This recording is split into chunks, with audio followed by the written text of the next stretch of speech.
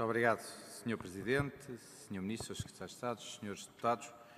Sr. Ministro, tem tido um mandato preenchido por anúncios, de muita propaganda, como a que hoje voltou a fazer, o que não é necessariamente mau nem desfavorável se cumprir grande parte desses anúncios. E este ano ficamos, neste orçamento, mais uma vez, à espera, por um lado, do cumprimento daquilo que já anunciou aqui. Por outro lado, também o que diz aqui confirma aquilo que nós temos vindo sempre a afirmar.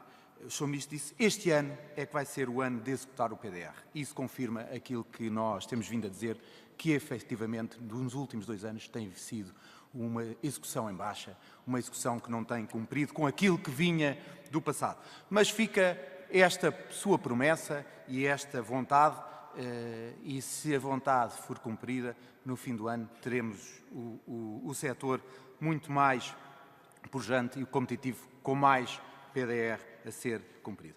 Mas também, um dos exemplos daquilo que tem sido os anúncios e a propaganda é a questão da pequena agricultura.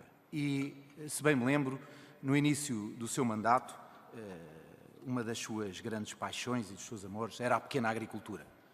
E afirmou aqui várias vezes, até, inclusivamente, afirmou que iria aumentar aquilo que eram as verbas do primeiro pilar para os pequenos agricultores, de 500 euros, que tinha sido atribuído no mandato anterior, no governo anterior, para 600 euros.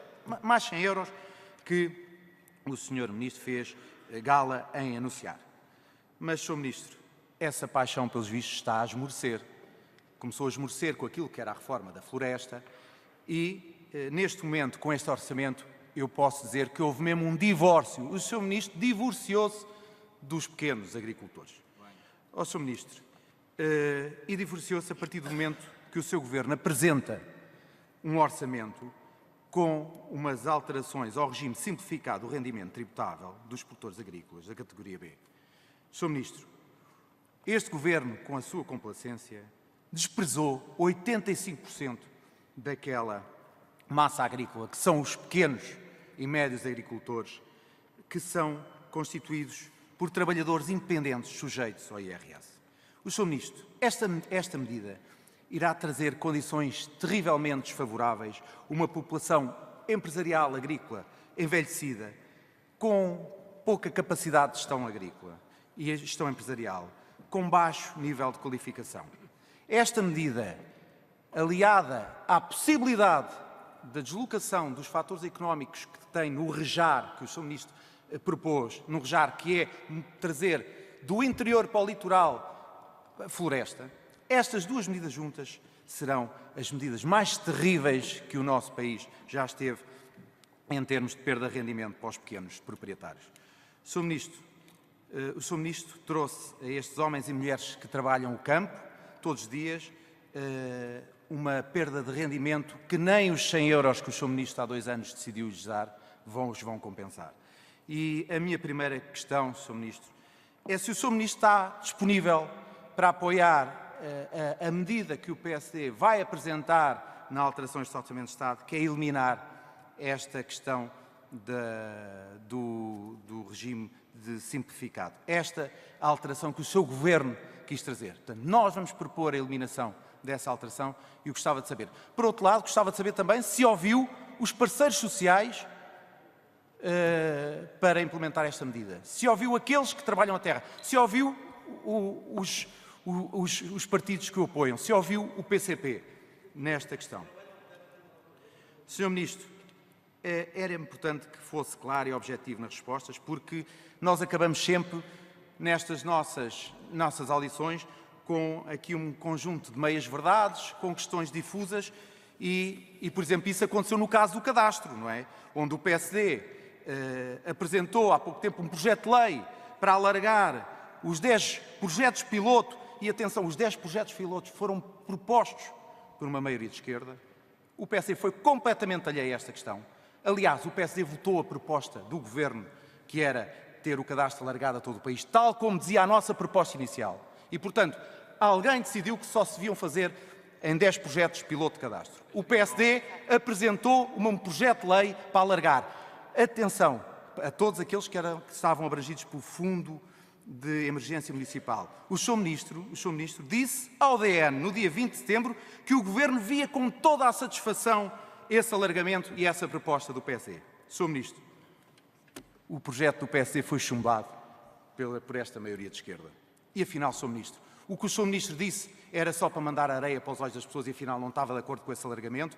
Ou se houve uma desautorização parlamentar ao Ministro da Agricultura? Se esta maioria de esquerda lhe começou a retirar o tapete? Mas há mais, Sr. Ministro.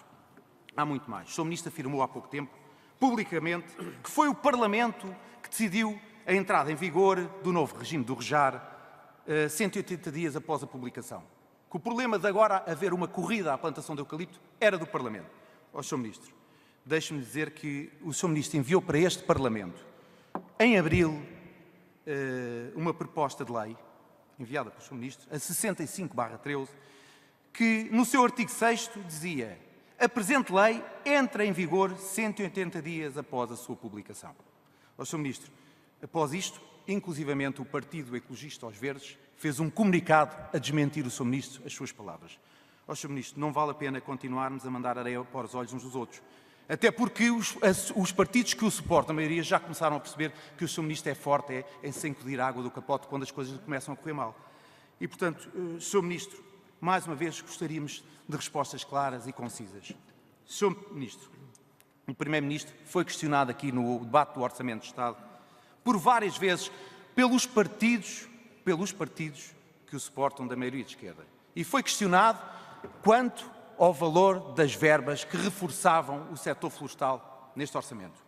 O senhor, e eu vou já voltar a referir para que o Sr. Ministro não diga que só nós é que não conseguimos ler isso no PPL do orçamento. O Sr. Primeiro-Ministro não conseguiu responder. Nunca disse o número exato.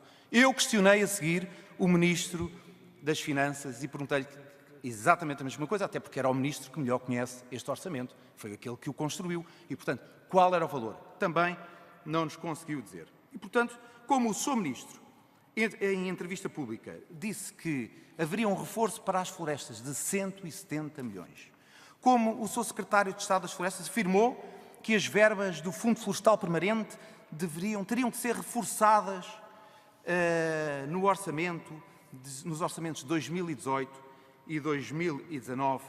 Ó, Sr. Ministro, nós não conseguimos, nos mapas da PPL, encontrar essas evidências. Aliás, se chegarmos àquele que é o relatório da PPL, diz que, por exemplo, o Fundo Florestal Permanente continua com os seus 25 milhões, tal que era o mesmo reforço. Mas eu reconheço que tanto nós, como as outras bancadas, como o próprio Sr. Primeiro-Ministro, podemos não ter conseguido ver claramente esse reforço. E, portanto, o que eu lhe pedia, Sr. Ministro, qual é que é o reforço que este orçamento tem e que me mostra as evidências nisso nos mapas? Qual é que é o reforço? Porque esses 15 milhões também não estão evidenciados, que aqui veio hoje afirmar.